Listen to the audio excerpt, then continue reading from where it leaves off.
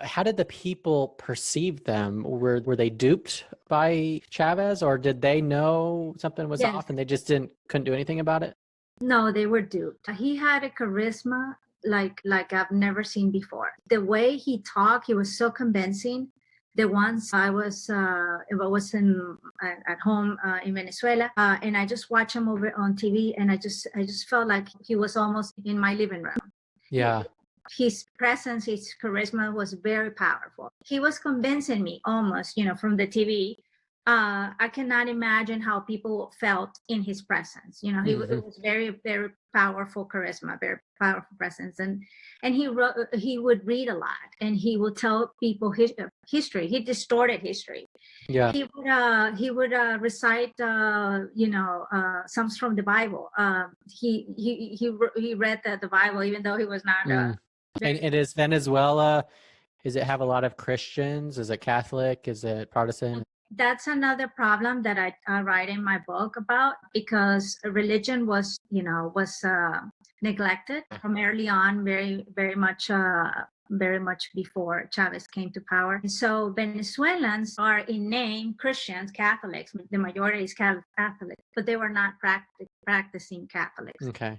So it was all form versus substance, Okay. And I think that was that was the big mistake. People just saw the image, the form, the what Chavez said, but then they didn't realize that, hey, he killed people in those coup d'etats, the attempts. People died. So, and he tried to use the violence to get into power before being elected. Yeah. So how naive of the regular people to believe that he was bringing a change. That's what he promised, change. And Fidel Castro did the same way in Cuba.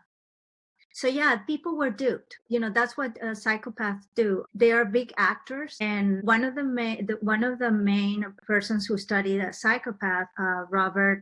I'll remember the name in a little bit. He said that the normal psychopath, the poor ones that didn't go to school, they end up in prison. But the ones who have a little bit more education they end up sometimes in politics because they are so charming, they're so charismatic, they can speak so well, they can do people. Willing to do things that others aren't. Yeah. Right. So I guess, how would you define a psychopath? What does that mean to you? It's a person that it's not aligned internally, like thoughts, heart, intentions, behavior, it's not aligned. So they can say things that, they're very convincing. They can promise you things or say things that are really, they're not going to follow through, or they're not real. And they're just, they don't care, they don't care about hurting people. And that's what the dissonance, cognitive dissonance comes in, because people say, no, it can be true. How can somebody do that? How can a president would have harmed their own people, their own citizens? Is that almost a denial that there is evil and that someone could be that evil? Yes.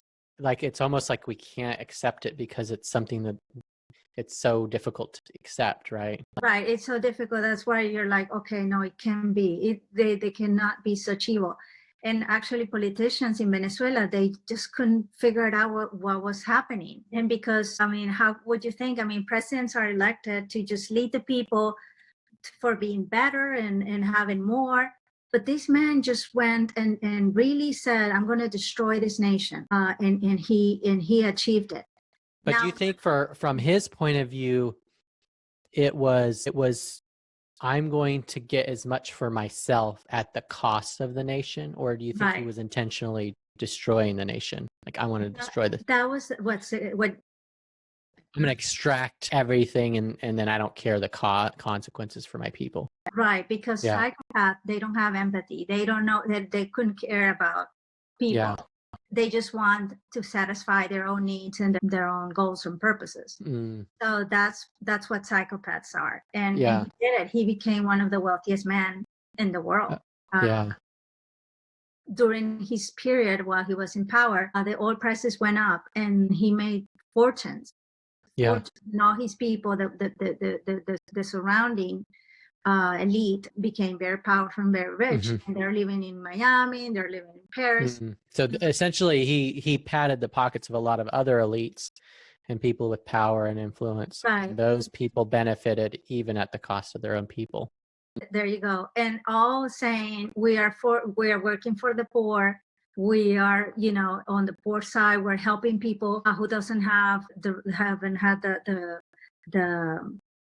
the privilege, or so they were all saying, yeah, we're social driven. We want to help the masses. We're here for you. We're,